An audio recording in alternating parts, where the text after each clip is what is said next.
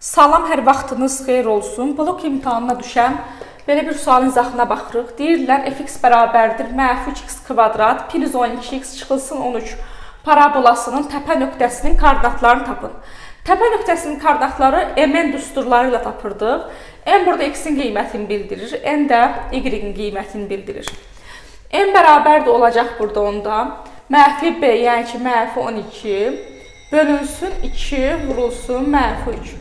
Bu da bərabər deyir, -12 bölünsün -6 bərabər də 2 eləmiş oldu.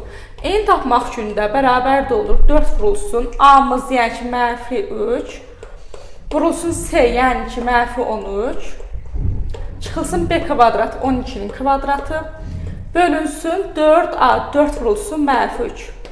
Bu da bərabər deyir ki, 156 çıxılsın 144 böl -12. Bu da eləyir 12 bölünsün -12 bərabərdir -1 eləmiş oldu. Deməli, təpə nöqtənin koordinatları 2 və -1 eləmiş oldu.